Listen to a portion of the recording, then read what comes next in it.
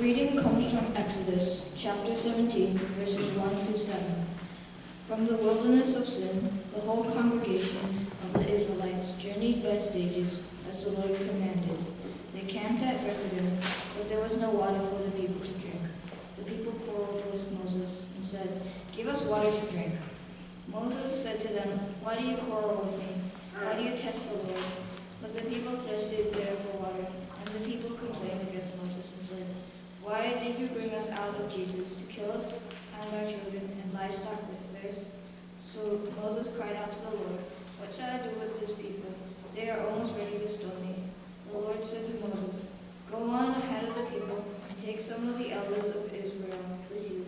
Take in your hand the staff with which you struck the ground and go. I will be standing there in front of you on the rock of Horeb. Strike the rock and water will come out of it, so that the people may drink." Moses did so in the sight of the elders of Israel. He called the place Massah and Meribah, because the Israelites quarreled and tested the Lord, saying, "Is the Lord among us or not?"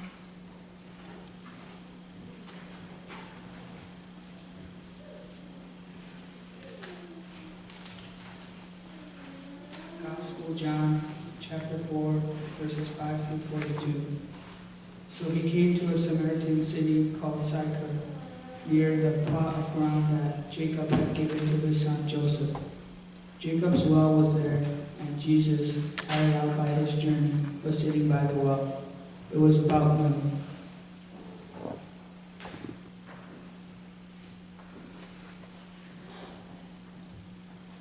A Samaritan woman came to draw water, and Jesus said to her, "Give me a drink." His disciples had gone to the city to buy food. The Samaritan woman said to him, "How is it that you, a Jew, ask a drink of me, a woman of Samaria? Jews do not share things in common with Samaritans." Jesus answered her, "If you knew the gift of God, and who it is that is saying to you, 'Give me a drink,' you would have asked him, and he would have given you living water." The woman said to him, "Sir, you have no bucket, and the well is deep. Where do you get that living water?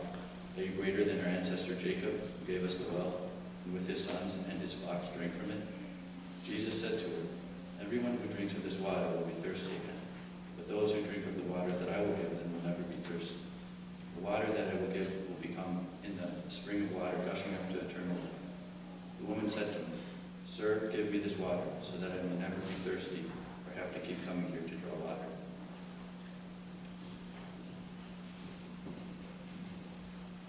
Jesus said to her, "Go, call your husband and come back." The woman answered him, "I have no husband." Jesus said to her, "You are right in saying, 'I have no husband,' for you had 5 husbands, and the one you have now is not your husband. What you have said is true." The woman said to him, "Sir, I see that you are a prophet. Our ancestors worshipped on this mountain, but you say that the place where people must worship is in Jerusalem." Jesus said to her, "Woman, believe me, the hour is coming when you will worship the Father neither on this mountain nor in Jerusalem. You worship what you do not know. We worship what we know, for salvation is from the Jews. But the hour is coming, and is now here, when the true worshipers will worship the Father in spirit and truth. For the Father seeks such as these to worship him. God is spirit, and those who worship him must worship in spirit and truth." The woman said to him, I know that Messiah is coming, who is called Christ. When he comes, he will proclaim all things to us. Jesus said to her, "I am he, the one who is speaking to you."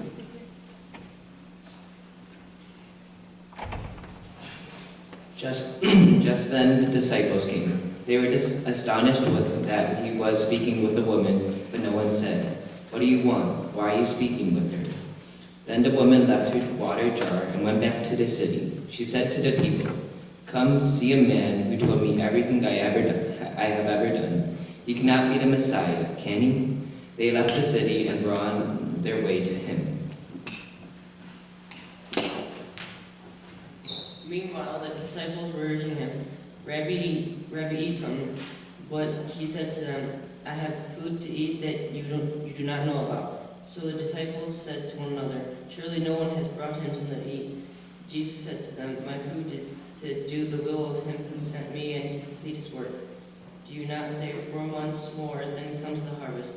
But I tell you, look around you and see how the fields are ripe for harvesting. The reaper is already receiving wages and is gathering food for eternal life, so that sower and reaper may rejoice together. For here the saying holds true: one sows and another reaps. I sent you to reap that for which you did not labor. Others have labored, and you haven't entered into their labor. Many Samaritans from that city believed in him because of the woman's testimony. He told me everything I have ever done. So when the Samaritans came to him, they asked him to stay with them. And he stayed there for 2 days. And many more believed because of his word. They said to the woman, "It is no longer because of what you said that we believe, for we have heard for ourselves, and we know that this is truly the Savior of the world."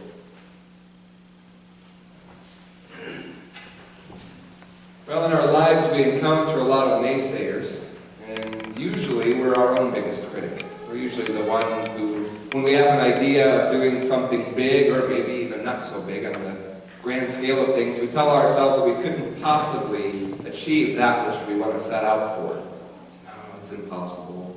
You're not good enough to do that. We keep running these stories through our head, telling ourselves we can't do it. Well, Miki Watanabe was 10 years old, Japanese man, of course, and when he was 10, his mother died, and his family business went under because his father wasn't as much of a business person as mom was. And so he watched everything crumble under him, and everything that his father and mother had worked for kind of fall out from under their feet. And he could have very easily become dejected. He could have very easily told himself, "See, here's proof you can't do anything. Can't get anything done right." But see, he chose not to take that mindset. And when he was 22 years old, he graduated from college, and he said, "You know, I'm going to do something bigger than this because I haven't really achieved a whole lot here." He got involved in working in restaurants and whatnot when he was in college, and he decided that he was going to have the biggest restaurant chain that you could imagine. He was going to make lots of money. He was going to do great things by filling his pocketbook. And so he said, "You know, in life you have to set goals if you're going to do anything, and you have to have a clear goal and a set timeline if you're going to get anywhere. Otherwise, you're just going to keep putting it off and putting it off and telling yourself that it's impossible." And so he said, "Okay, by the time I'm 24, I'm going to own that restaurant." And so he went and started working at restaurants more intentionally to learn more about it. And he started working also for an accounting firm, doing bookkeeping and learning how to run the numbers and whatnot. When he turned 24, he, just by sheer luck or grace, or however you look at it, ran into an old friend who had a chain of izakaya, so the Japanese traditional restaurants with the sushi and the sashimi and sake and everything. And the friend said, "Hey, why don't you run one of my stores for me?" Great opportunity. And so he did so. And within a year, he was in charge of 11 stores. He was buying franchise after franchise after franchise. And he tripled the profits of all of them within 3 years' time.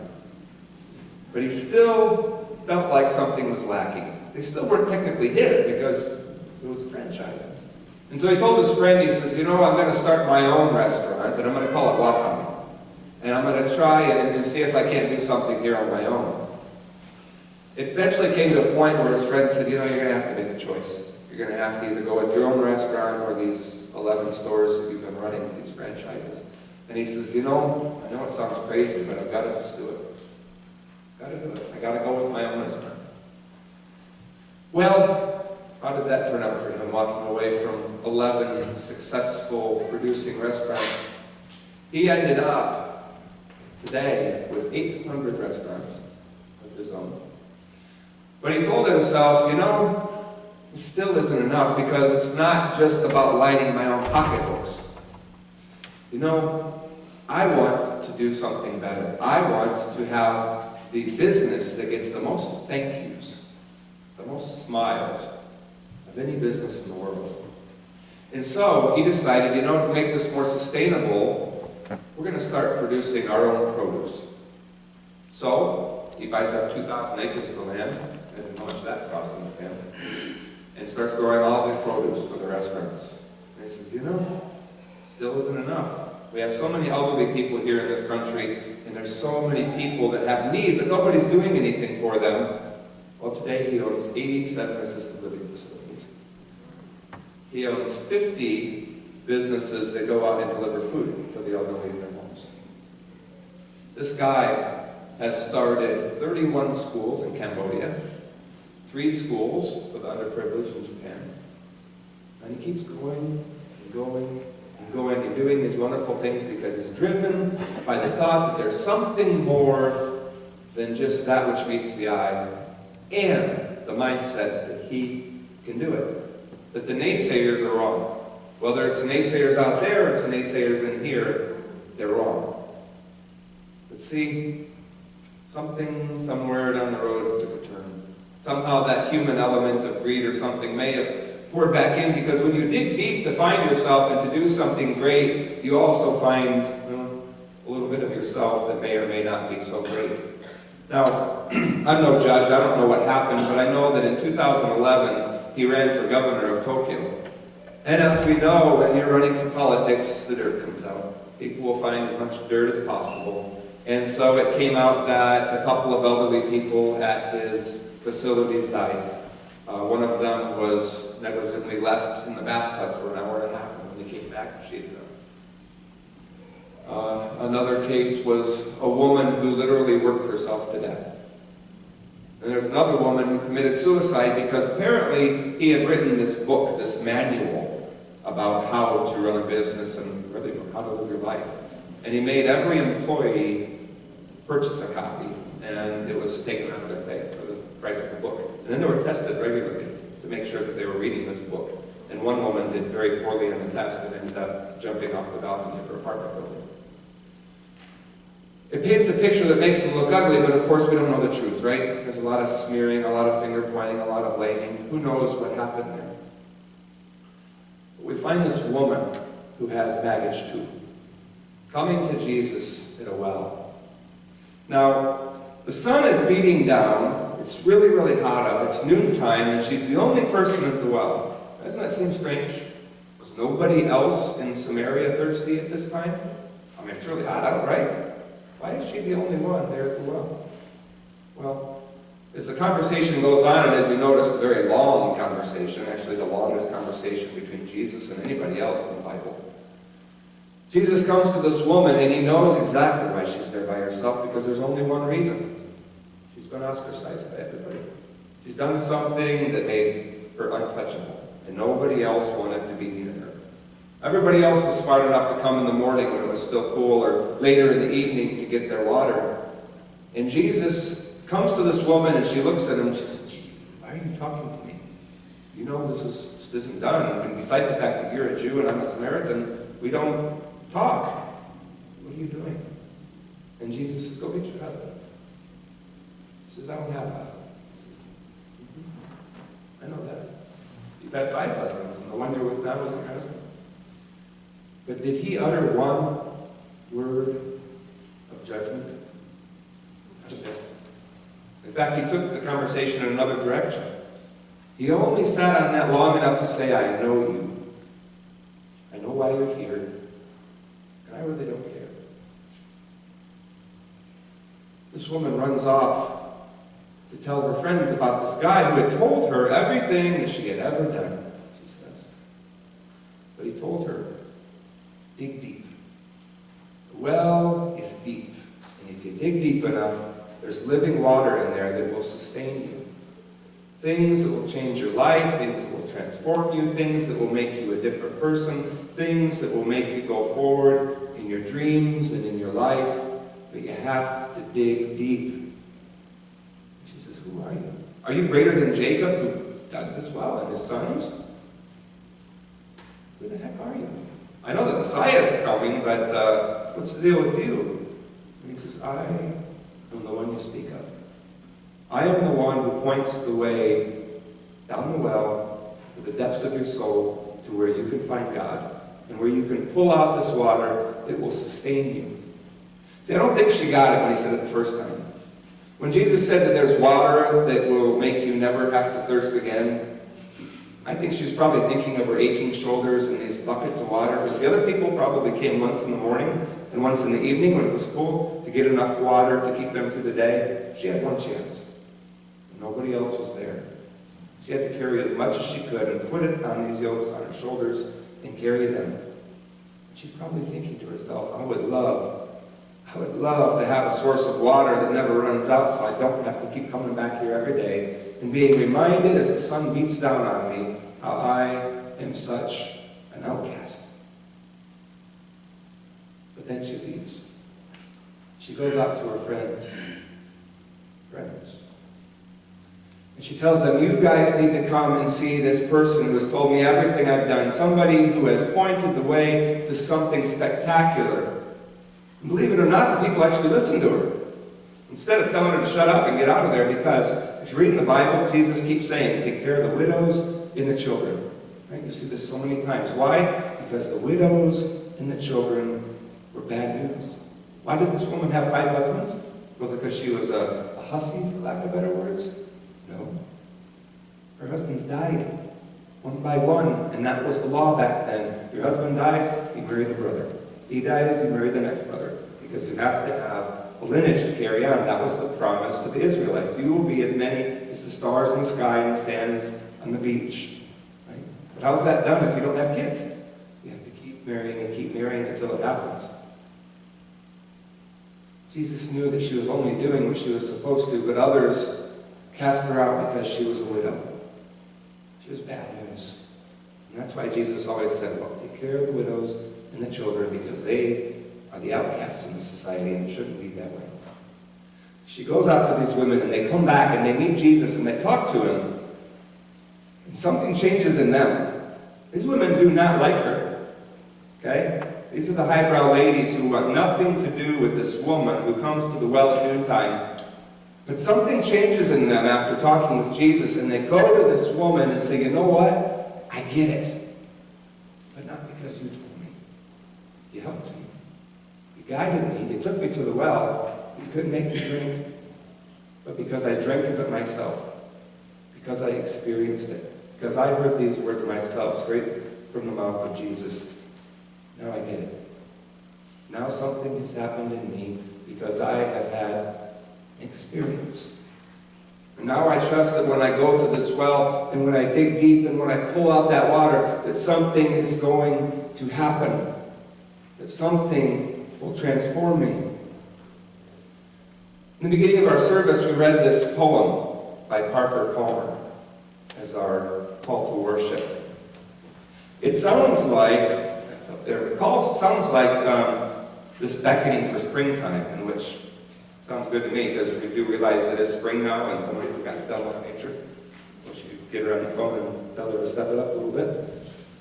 But Parker Palmer has this poem that looks like a call to spring, and it is, but you know what? Read it again when you get a chance. It's there in your bulletin. Parker Palmer is a writer. Parker Palmer says that, you know, when I sit down to write every day for almost 50 years, every day he sits down to write. He says, I have no idea what I'm going to write about. I have no idea, but you know what? When I sit down and I trust that something is going to come out of that when I dig deep enough, it always does. It may not fit this occasion, but it's not garbage. Whatever I produce becomes compost for the next composition. There's always something there that I can use. Pull it out. It may not be something that I can use now, but it still matters. It's still important, and it's something that whose time will come. And so that is what his poem is about. It's about trusting to dig deep enough, and that which he does every time he sits down to write. He says, if I waited for a good idea to come into my head before I sit down and start clicking those keys, that I would never, ever write. Never produce a word. Because I just sit down, and I dig, I pull out the water, and I trust that something is going to be in that bucket when I pull it out. And then there's Moses. Passage that we heard from Moses. More water. All this water today. It's going to make me have to go to the bathroom and finish it up. But Moses is with these Israelites who are so ticked at him.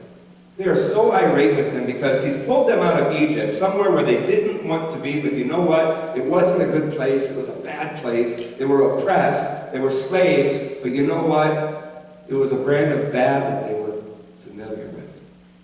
Sometimes it's better to be in that situation, even if it's really bad, even if we know we need to get the heck out of there. Sometimes it's just more comfortable to be complacent and be in a place that we know and not start digging down in the well because we don't know what we're going to come up with. So all these people are bickering and moaning at Moses saying, "Why did you bring us here? We're eating this manna, these flakes of bread that keep falling out of the sky. This stuff is disgusting.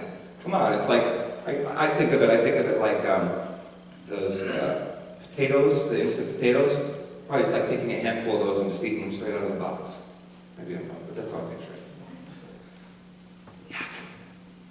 But they're being fed, but they don't like what they're getting, right? They say, "We're thirsty. Give us something to drink." And Moses turns to God and says, "What am I supposed to do with these people? You told me to bring them out, and I thought I'd be appreciated for it, for saving these people, but they ate my guts. What am I supposed to do?" So God says, "Take that staff that you used to strike the river, strike the Red Sea and part of it. I want you to take that and hit a rock, and water is going to come out." Now, I don't know about Moses. I'm guessing, because I know my case. If I was around probably hundreds and thousands of people who were really, really sick of me, just watching and waiting for me to screw up, I probably wouldn't want to go through with it. And all eyes are on him. And he takes that staff and he raises it up, probably thinking to himself, "Oh my God, what happens if nothing happens? What happens if I hit this rock and nothing comes out of it?" But he had to have the trust. He had to have the faith that when he struck the rock, something was going to happen. And some water that would provide sustenance for these people, all of these people, for a long time, would come out. And he raises the staff. And he strikes the rock. And the water gushes out. Imagine the relief that he felt.